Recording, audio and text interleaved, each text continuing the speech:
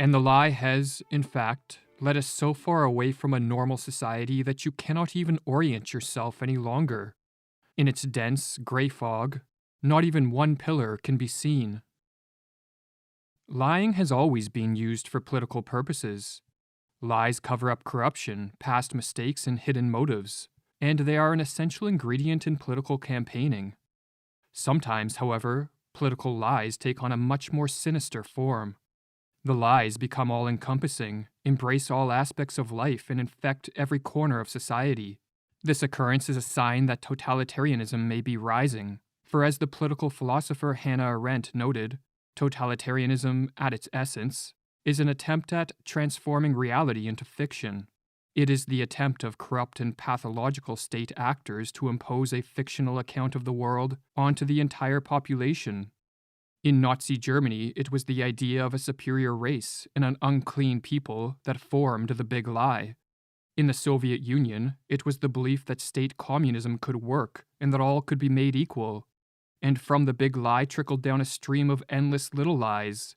Referring to communist Russia, Alexander Solzhenitsyn wrote, "In our country, the lie has become not just a moral category, but a pillar of the state."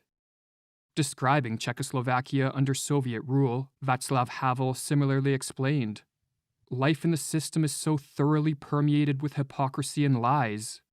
Because the regime is captive to its own lies, it must falsify everything. It falsifies the past, it falsifies the present, and it falsifies the future. It falsifies statistics." When a political system rests upon a bed of lies, what can be done to turn the tide back towards truth and freedom? In this video, drawing from the insights of Alexander Solzhenitsyn and Václav Havel, we are going to explore this question. The day before he was exiled from the Soviet Union, Alexander Solzhenitsyn published a short essay titled "Live Not by Lies," and in it he wrote, "We are approaching the brink. Already a universal spiritual demise is upon us. A physical one is about to flare up and engulf us and our children, while we continue to smile sheepishly and babble. But what can we do to stop it? We haven't the strength. But we can do everything, even if we comfort and lie to ourselves that this is not so. It is not they who are guilty of everything, but we ourselves, only we." When a state turns totalitarian, the individuals who live in these societies are not merely its victims. All the totalitarian regimes of the 20th century rose to power amidst thunderous applause, as many citizens openly called for the brutal control that defines this form of rule. Without mass support and compliance, the minority in the ruling class would be but paper tigers. The responsibility for the oppression, suffering, and loss of life that comes in the wake of totalitarianism, therefore, cannot be placed exclusively on politicians and bureaucrats.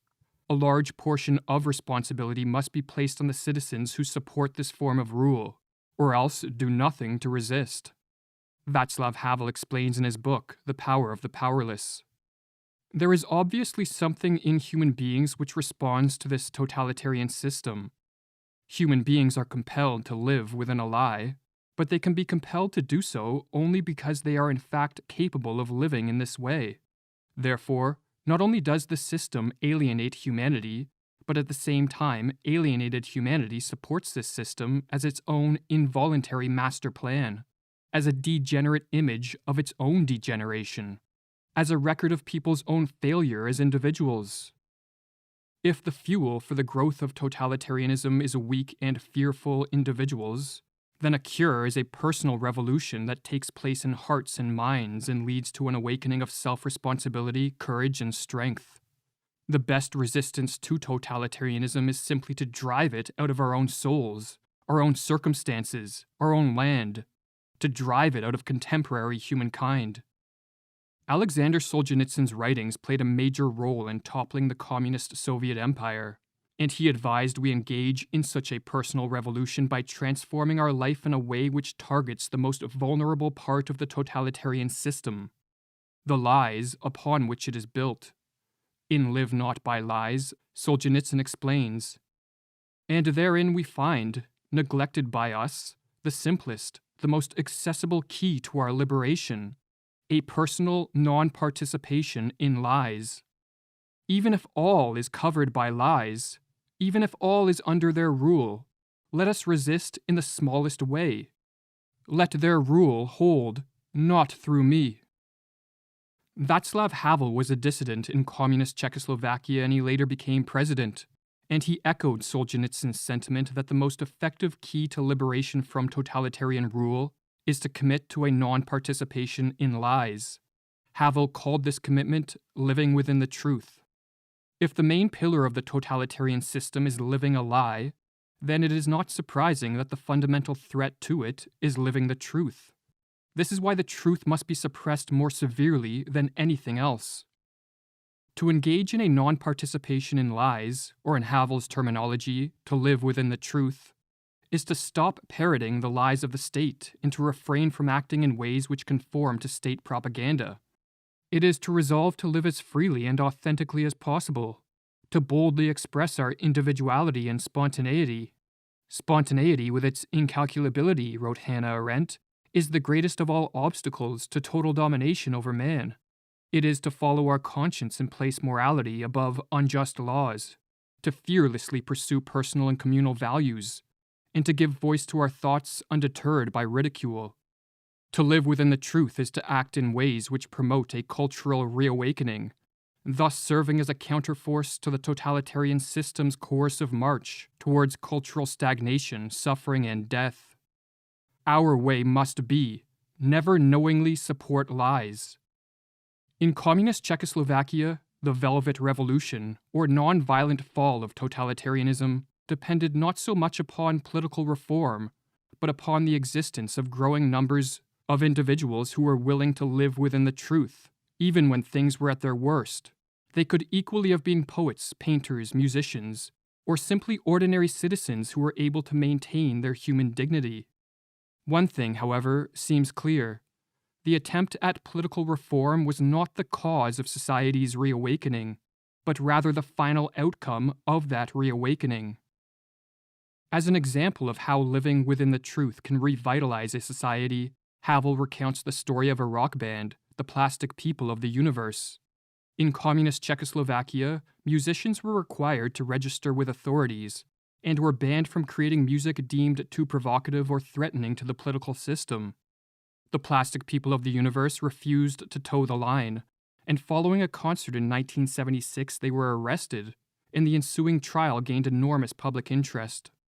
The state media branded the band members as drug addicts, mentally ill, extremists, and traitors to the country.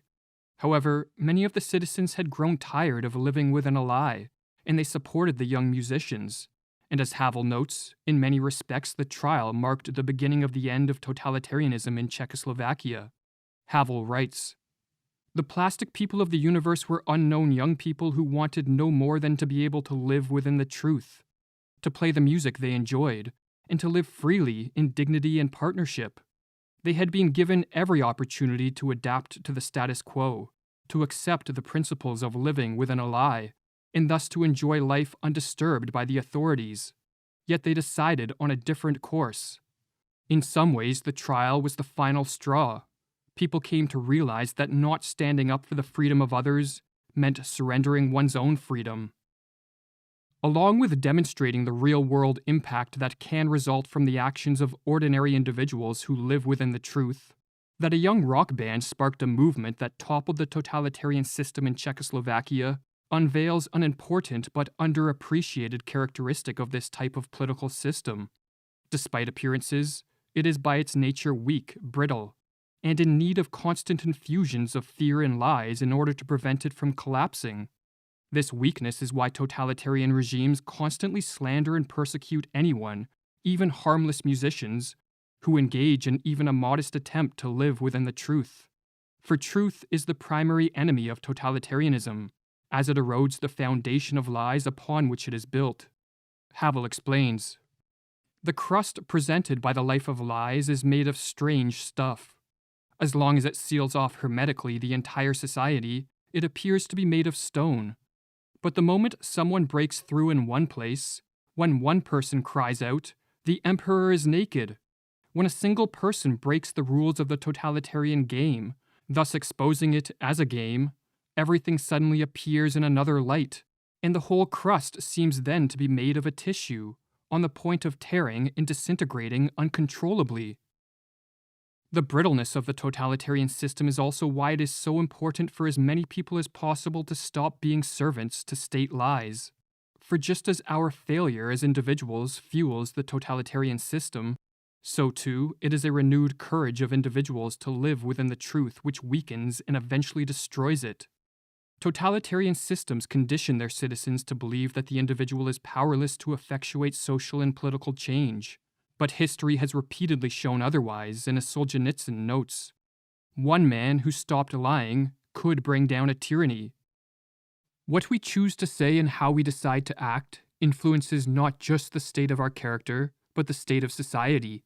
And when living in the midst of totalitarian rule, the fundamental choice to make is whether we are going to stand on the side of truth and freedom, or on the side of lies and malevolent authority. For those who choose the latter, whether out of fear, apathy, or merely to take the path of least resistance, Solzhenitsyn had the following to say. Let him not brag of his progressive views, boast of his status as an academician or a recognized artist, a distinguished citizen or general. Let him say to himself plainly, I am cattle, I am a coward. I seek only warmth and to eat my fill. We are affiliated with a 501c3 called We Are the 51%. This is based off of all the good people in the world giving extra effort to have a better way of life. You can donate, sponsor, or even make a tax-deductible payment to help these children to get food so no child goes to sleep hungry. How you can help is to go to our website, matt55.com. You go to the bottom right-hand corner of the video, then click the button that says Retail Customers. You can choose either option, the $5 or the $40 donation options. Either click the Add button below the dollar amount of which one that you choose. Then the next page, choose the quantity of the donation amount. For example, if you'd like to donate $1,000, then you can change the quantity amount to $200. Then click the Checkout button in the bottom right-hand corner, and then on the next page, enter your credit card information, name and address. We will send you out a receipt for the amount so you can write this off as a donation on your taxes or also on your business taxes. Remember, our main goal is $1 million to help sponsor 20,000 children. 1 billion people in the world will lose their life due to starvation due to the famine that has already begun by 2025. In case I don't see ya, good afternoon, good evening, and good night. Yeah.